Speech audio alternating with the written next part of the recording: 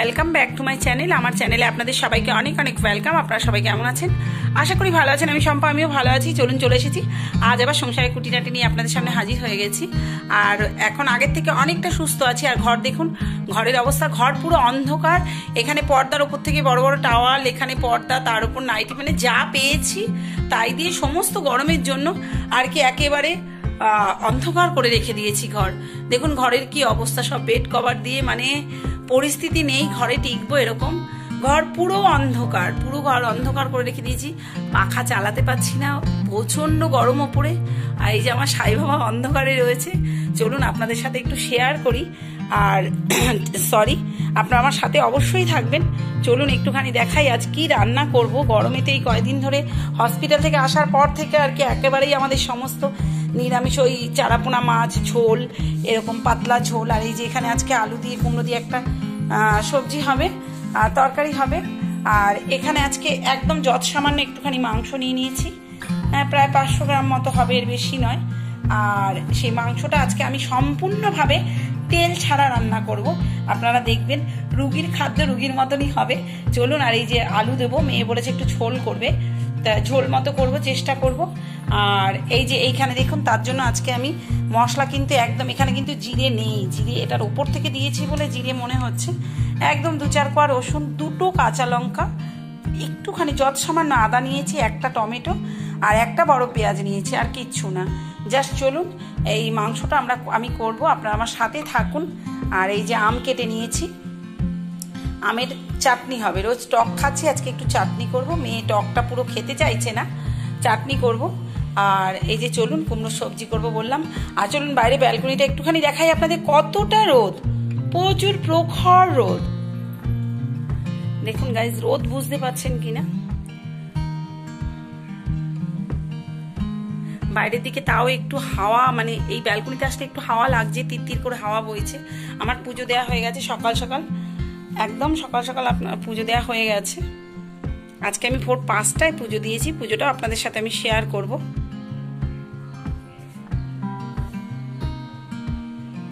সকাল সকাল গাছে জল দিয়ে দিলে কি হয়, ঠান্ডা জলটা পায় আর কি গাছেরা, পুরো ঠান্ডা জল পায় গাছগুলো। আপনি জানেন না আপনারা যে কি অবস্থা হয়ে থাকে। সমস্ত গাছে ভোরবেলা ঠান্ডা জল দিয়েছি। আর রোদের অবস্থা দেখুন, রোদ, মানুষ বাইরে বেরোতে পারবে না। এখন 42 ডিগ্রি বোধ হয়, যতদূর সম্ভব এখন 42 ডিগ্রি। 11টার সময় বলছিল 42 ডিগ্রি থাকবে। আর প্রচন্ড পরিস্থিতি খারাপ। এই যে রোদের আভাস দেখুন, এই যে ব্যালকনিতে ছাওয়া দেখে বুঝতে পারছেন। এই যে দেখুন রোদ, বাইরেটা দেখুন কিভাবে রোদ, ভয়ঙ্কর রোদ। যে রোদের মানে তুলনা নেই, এরকম রোদ আর কি, মানুষ বেরোনো যাবে না। চাঁদি ফাটা রোদ যাকে বলে, আর তেমনি গরম। চলুন। আর এই যে আমার ঘরের বাছাধনটা তো একদম ঠিকঠাক আছে।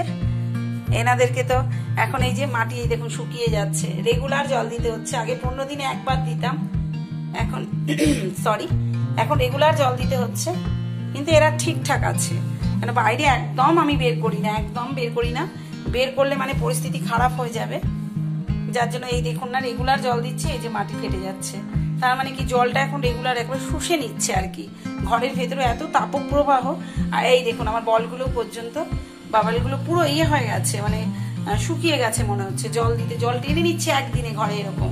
তাহলে ভেবে দেখুন কি পরিস্থিতি। চলুন আপনারা আমার সাথে থাকুন, সারাদিন যা করব কুটিনাটি শেয়ার করব। এই যে ইনিও ঘরের ভেতরে ঠিকঠাকই আছেন, পুরো ঘরে যে আছে সে ঠিক আছে। চলুন গাইজ, বললাম তো আপনাদের যে পুজোটা দিয়ে দিয়েছি ঠিক 5:30 6টা বাজে। পুজোটা দিয়েছি ভোরবেলা একদম জল ঢেলে। আর মানে 6টায় এসেছি, কিন্তু পুজো দিতে অনেক টাইম লাগে, প্রায় 2.5 ঘন্টার ওপরে লাগে। কারণ এই সূর্যদেবকে জল দেওয়া থেকে শুরু করে সমস্ত কিছু। আর এই এত ঠাকুর, আর এই যে ফুল দিয়ে সাজিয়েছি। কেমন হয়েছে পুজোটা, সিংহাসনটা কেমন লাগছে অবশ্যই বলবেন। আর খুব খারাপ লাগছিল, ঠাকুরের এত গরম, মানে ভগবানের গা থেকে যেন গরম জল বেরোচ্ছে ফুটন্ত। ওই জন্য সকাল সকাল স্নান করে পুজো দিয়েছি, যাতে ভগবানদের স্নান করানোর সময় ঠান্ডা জলটা অ্যাটলিস্ট পাওয়া যায়। দুপুরবেলার দিকে পুজো দিলে প্রচণ্ড গরম জল, আমরা যতই জল মানে ফেলে দিই তবুও জল গরম বেরোয়। ট্যাঙ্কির জল বলুন আর মানে নর্মাল মিউনিসিপ্যালিটির জল বলুন। যার জন্য ভোর ভোর উঠে একেবারে ভগবানদের স্নান করিয়েছি যাতে ঠান্ডা জলটা অ্যাটলিস্ট ওনারা পান। ঠান্ডা জলটা দিয়ে চলুন গাইজ, এই মাংসটা আমি সম্পূর্ণভাবে আর কি একদম সম্পূর্ণভাবে তেল ছাড়া আমি করবো আজকে, আপনাদের সামনে পুরো তেল ছাড়া করে দেখাবো। চলুন, এখানে আমি আদা, একটু জিরে, আমরা জানেন তো মাংসই জিরে খাই না, কষা মাংস খাই, কিন্তু এখন আমরা ঝোল খাবো। এখানে টমেটো পেঁয়াজের জন্য একটু বেশি হয়ে গেছে, হাফ ফালা পেঁয়াজ, অর্ধেক টমেটো এই দিয়েছি। আর চলুন, একটুখানি জিরে দিয়েছি সম্পূর্ণ একটু। এই যে আমি কিন্তু আর কাঁচা ওই মাখা পেঁয়াজটা দেই, কুচানো পেঁয়াজটা দেবো না, যেহেতু এখানে অর্ধেকটা পেঁয়াজ দিয়ে দিয়েছি। চলুন আপনার সাথে থাকুন। এই যে আলুগুলোও আমি দিয়ে দিলাম, মানে রুগীর ঝোল, পুরোপুরি রুগীর ঝোল হবে। আর একেবারে সম্পূর্ণই আমি তেল ছাড়া করবো, একদম তেল মশলা কিছুই খাচ্ছি না আজকে। একটু তাও দিলাম, যত সামান্য একটু আদা, আর একটা রসুনের হাফ দিয়েছি, হাফও দিইনি।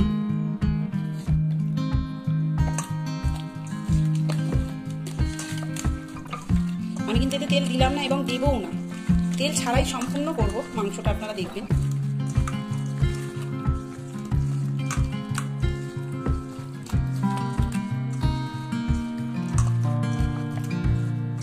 আমি কিন্তু এরকম মেখে রেখে দিলাম। এখানে টাইটায় 1 চামচ তেল আছে, পুরো 4 চামচের 1 চামচ তেল, মানে আমি রেকর্ড করে ফেলছি এখন আর কি। দেখুন গাইস, 1 চামচ তেল দিয়েছি, আর একটু কালো দিয়ে দিলাম, একটা লঙ্কা দিলাম। এইভাবেই কিন্তু আমাদের তরি তরকারি এখন খাওয়া হচ্ছে। চলুন আপনার সাথে থাকুন, আমরা কিন্তু ঠিক এইভাবে তরকারি খাচ্ছি। আমি বুঝতে পারছি এখন পরিস্থিতি মানুষকে কি করে, পরিস্থিতি মানুষকে কি করে। রুটির ঝোল এসে বেশি মনে হচ্ছে 1 চামচ, 4 চামচের 1 চামচ দিয়েছি, 1 টিস্পুন অয়েল দিয়েছি, বাট মনে হচ্ছে যেন তাতেও বেশি। এখন এমন একটা পরিস্থিতি আমার কুমড়ো আলু কিন্তু মোটামুটি বুঝতে পারছি ভাজা হয়ে গেছে। জল দিয়ে দেবো, ডাটা কাটা ওরা খেতে চায় না বলে, বাড়িতে কেউ খেতে চায় না, একটু ডাটা দিতাম। কালকেও মাটির ঝোল করেছি, ডাটা দিয়ে একা একা খেতে হবে।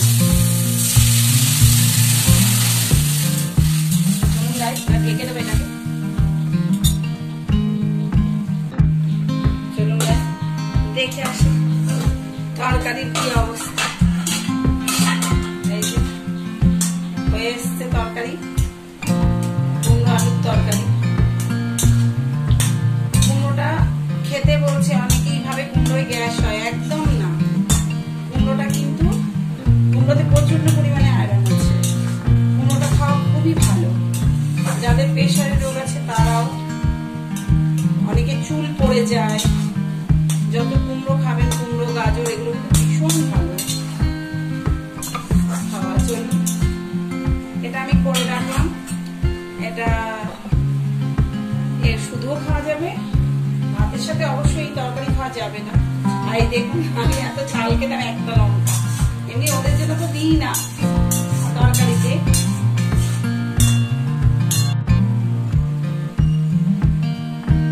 চলুন গাইস, চাটনিটা করে ফেলি। চাটনি আমি আজকাল রাজা। 5 ফোড়ন, তেজপাতা দিয়ে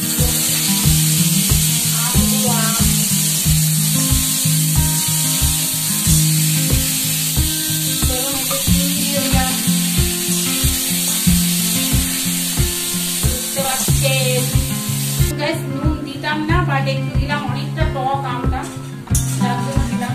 এটা আমি জল দিয়ে দেবো, এটা গলে গেছে। আমটা সেদ্ধ করেই করি, কিন্তু একেবারে করছি আমি, সেদ্ধ করে করতে কিছু থাকবে না। আর এই যে এই হলুদটুকু দেওয়ার কারণ হচ্ছে কোনো ভাইরাস থাকলে তাহলে সেটা কেটে যাবে, জাস্ট তাই জন্য দিলাম।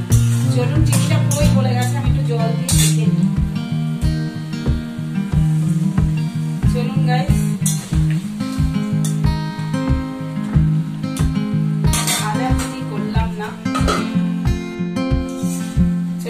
বুঝতে পারছেন আমার চাটনি রেডি, পুরো রেডি। এবার একটুখানি এতে 5 ফোড়ন, এটা হচ্ছে 5 ফোড়ন ভেজে খালি কড়াইয়ে গুঁড়ো করে রাখা, এটা একটু দিয়ে দিলে দারুণ সেন্ট হয়। চলুন গাইস, আমার চাটনি কিন্তু বুঝতে পারছেন পুরো একেবারে রেডি, একেবারে রেডি। মেয়েটা টক খেতেই চায় না, চাটনি হলে একটু চেটে চেটে খাবে। দেখুন গাইস, আমার চাটনি পুরো রেডি, আমের চাটনি রেডি। চলুন গাইস, আপনাদের বললাম আজকে সম্পূর্ণ তেল ছাড়া আমি চিকেনটা করব, আর সব রুগী। আর যেহেতু একটু জিরের স্মেল না আসলে ভালো লাগবে না, এই যে একটুখানি তেজপাতাও দিয়ে দিলাম। আর আপনারা দেখুন কিভাবে জল বেরিয়েছে, আমি কিন্তু এতে তেল দিইনি, আপনারা দেখেছেন পুরো তেল ছাড়া। আর এখানে কড়াইও কিন্তু কোনো তেল দিইনি। চলুন আপনারা এরকম ভাবে করে খেতে পারেন, খেয়ে দেখতে পারেন। আমার তো মনে, আমি তো না হয় রুগী বলে মানে এরকম আর কি, বাড়িতে পেশেন্ট রয়েছে বলে সেজন্য এইভাবে খাচ্ছি। আপনারা একটু গরম মশলা টসলা দিয়েও খেতে পারেন। সম্পূর্ণভাবে তেল ছাড়া। চলুন কষাতে কষাতে কিন্তু তেলটা বেরিয়ে আসার কথা, জানি না কি হবে, কিন্তু আপনারা এইভাবে অবশ্যই করে খেয়ে দেখবেন।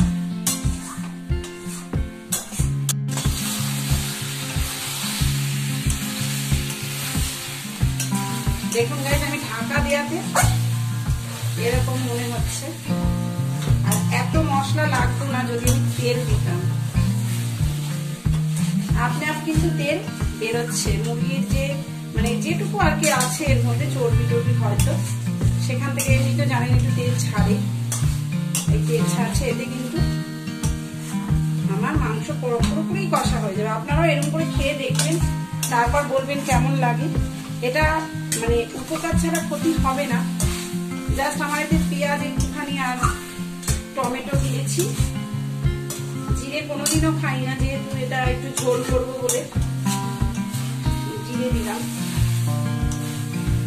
আর জিরে ছাড়া এরকম তেল ছাড়া রাঁধলে জিরে না দিলে ভালো লাগবে না, তাই জন্য বুঝতে পারছেন তেল ছাড়া করে কড়াইয়ের মধ্যে লেগে যাচ্ছে।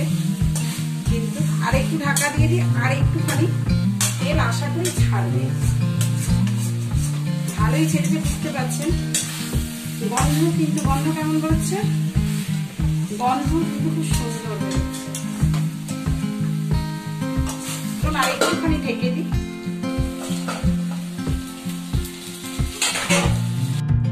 চলুন গাইস, আশা করি সব রেডি।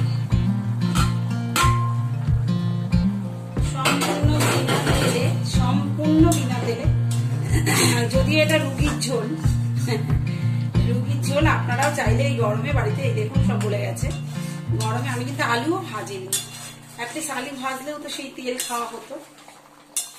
চলুন আমি আপনাদের দেখাচ্ছি না দিয়ে।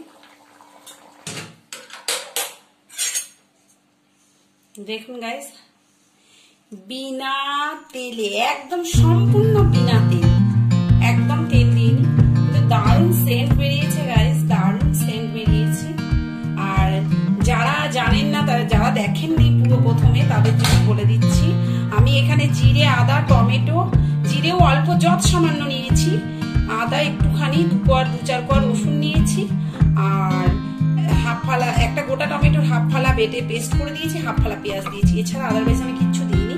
আর নুন হলুদ যেরকম দিই, খালি কড়াইয়ে আমি গোটা জিরে এবং তেজপাতা দিয়েছি। দেওয়ার পর কড়াইটা গরম করার পর আমি এটাকে কষিয়েছি। আর একটু কোনো মশলার গন্ধ বেরোচ্ছে না, দারুণ সেন্ট বেরোচ্ছে। আপনারাও একবার ট্রাই করে বাড়িতে অবশ্যই দেখবেন। এই গরমে যত তেল মশলা খান ভালো লাগবে এটা খেতে। আর আমি যেহেতু রুগী বলে বলছি না, যে পেশেন্ট বলে আমি করছি বাড়িতে, অ্যাটলিস্ট এটা উপকারই লাগবে প্রত্যেকের জন্য। চলুন গাইস, কি কি রান্না করলাম। এই যে আমের চাটনি, এই যে কুমড়োর তরকারি, আর এই যে দেখুন ঝোলটা কিন্তু বসে গিয়ে দেখুন মনে হচ্ছে যে তেল ছাড়া। আর একটা কথা, যদি কারোর বিশ্বাসও না হয় যে হতেও পারে আমি অফ ক্যামেরায় অন্য কিছু করেছি কোনো, তাহলে আপনারা অবশ্যই বাড়িতে এটা করে ট্রাই করে দেখবেন। ঠিক এরকমই কিন্তু কালার আসবে, আর এরকমই খেতে। আমি কিন্তু দুটো কাঁচা লঙ্কা দিয়েছি এতটা তরকারিতে।